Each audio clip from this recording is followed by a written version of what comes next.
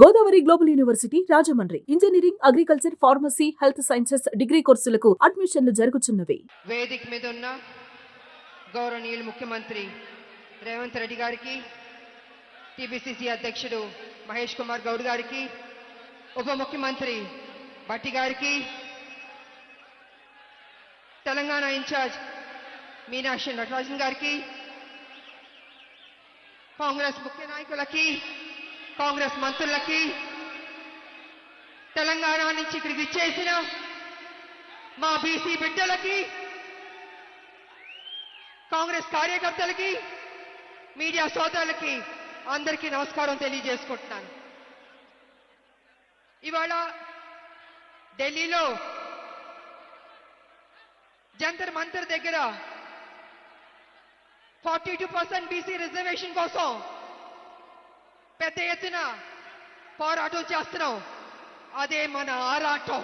ఇది రెండోసారి మన ఈ పోరాటం చేస్తున్నాం. భారతదేశంలో అత్యధిక జనాభా దాంట్లో అత్యధికంగా ఉన్నది మన బీసీ బిడ్డలే. అలాంటి బీసీ బిడ్డలు ఇవాళ నడి రోడ్డు మీదకి వచ్చి మా 42% బీసీ రిజర్వేషన్ చెయ్యండి అని మోడీ గారిని అడుగుతున్నారు. బీసీ బిడ్డలంటే అడుక్కోవాలా? ఇవ్వరా? న్యాయం చేయరా? అంటే మా శ్రమని దోచుకుంటారు, మా ఓట్లు గుంజుకుంటారు. కానీ పార్లమెంట్ లో బీసీ బిల్లు పెట్టి పాస్ చేయమంటే వెనకడుగు వేస్తారు. అయినా మేం విడిచిపెట్టాం. కాంగ్రెస్ ముందడుగు వేసింది, సాధించే వరకు విడిచిపెట్టే ప్రసక్తి లేదు.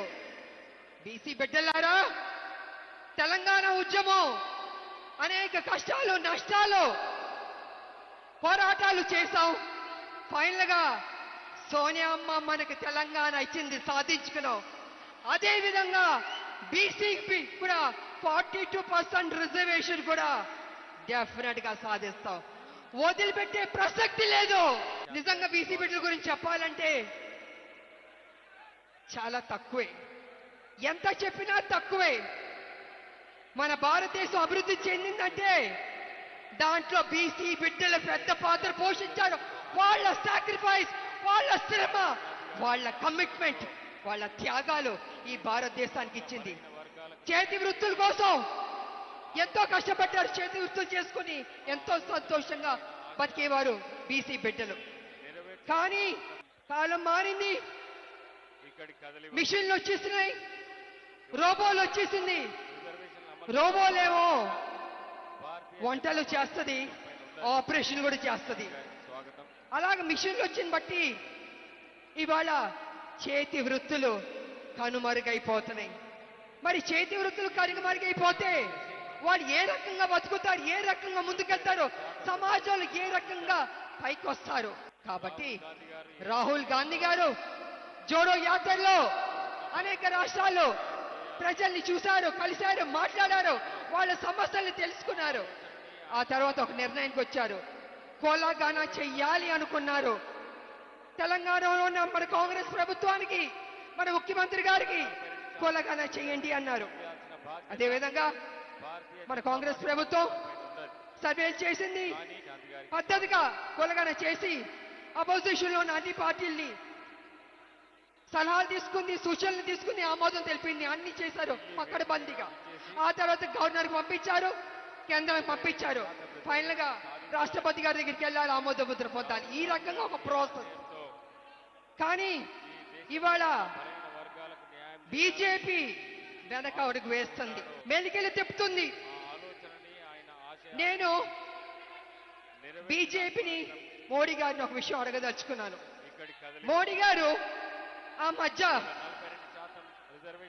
జమినీ ఎన్నికలు చేద్దామని చెప్పారు. కానీ అపోజిషన్ వాళ్ళు జమినీ ఎన్నికలు చేయకూడదని భారతదేశంలో ఉన్న అపోజిషన్ లీడర్లు అందరూ పార్టీలు చెప్పాయి. కానీ మోడీ గారు ఏమన్నారంటే, లేదు జమినీ ఎన్నికలు నిర్వహించి తీరుతాం అని మొండు పట్టుబట్టారు. మరి మోడీ గారు జమినీ ఎన్నికలకి మీరు చూపించే శ్రద్ధ కొంచెం మా 42% బీసీ రిజర్వేషన్ మీద కూడా చూపిస్తే బీసీలకి న్యాయం చేసిన వారు అవుతారు కదా అని నేను మోడీ గారిని అడుగుతున్నాను. ఇది కాకుండా మళ్ళీ ఒక మెలిగి పెడుతున్నారు. ఏంటంటే పార్లమెంట్లోకి ఒకవేళ బీసీ బిల్లు 42% బీసీ బిల్లు తీసుకొచ్చి ఆమోదం పొందితే న్యాయపరమైన చిక్కులు వస్తాయని అంటున్నారు.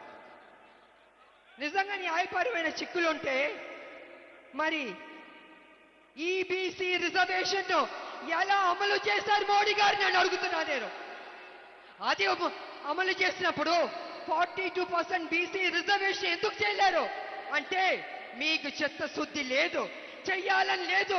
మీరు బీసీ చెప్పుకుంటారు, ఇవాళ నడి రోడ్డున మీ హైదరాబాద్ కాదు ఢిల్లీలో మా బీసీలకి న్యాయం చేయండి గొంతెత్తి అరుస్తుంటే పట్టించుకోరా మోడీ గారు? మీరేం చేయదలుచుకున్నారు? మీరు బీసీలకి న్యాయం చేస్తారా లేదా అని ఇప్పుడు తెలిసిపోద్ది. బీసీలు అయ్యా మోడీ గారు మీరు ఏదైతే కుర్చీలో కూర్చున్నారో ఆ కుర్చీ తయారు చేసింది బీసీలే, ఆ కుర్చీలో నాయకులు కూర్చోబెట్టింది బీసీలే, కానీ వాళ్ళు బీసీలు అవమానిస్తున్నారు. దేవుడు గుళ్ళో దేవుడు ఉన్నాడే చెక్కబట్టిందే, అది ఎవరు చేశారు? మన బీసీలు కాదా? అన్నం పెట్టే బీసీలకు అన్నం పెడతారా? ఆలోచించుకోండి మోడీ గారు. కాంగ్రెస్ పార్టీ ముందడుగు వేసింది, రాహుల్ గాంధీ గారు పట్టుబట్టారు బీసీకి న్యాయం చేయాలనేసి. ఆ బీసీ బిల్లు పాస్ అవ్వాల్సిందే, లేకపోతే మోడీ గారు మా బీసీ బిడ్డల దృష్టిలో ఎప్పటికీ మీరు విలన్ గానే ఉండిపోతారు. ఎప్పటికీ మీకు మా బీసీ బిడ్డలు ఓటు వెయ్యరు. కాబట్టి మీరు నిర్ణయం తీసుకుంటారా, బీసీలకు న్యాయం చేస్తారా అని మేము అందరం ఎదురు చూస్తాం. కాబట్టి ప్రజలారా విడిచిపడ్డొద్దు, ఈ అవకాశాన్ని మనం సాధిద్దాం. తెలంగాణ సాధించినట్టే బీసీ 42% రిజర్వేషన్ కూడా సాధిద్దామని తెలియజేసుకుంటూ జై కాంగ్రెస్. అందరూ గుండె మీద చేపెట్టుకుని జై తెలంగాణ, జై తెలంగాణ. ఎందుకు గట్టిగా చెప్పమంటానంటే సోనియా గాంధీ గారు ఇక్కడే ఉన్నారు. అమ్మ సోనియా అమ్మ మనకి తెలంగాణ ఇచ్చింది, ఆవిడ సంతోషిస్తుంది. కాబట్టి మన రాష్ట్రాన్ని మనం గౌరవం ఇవ్వాలి. గుండె మీద చేపెట్టుకుని జై తెలంగాణ, జై తెలంగాణ, జై కాంగ్రెస్.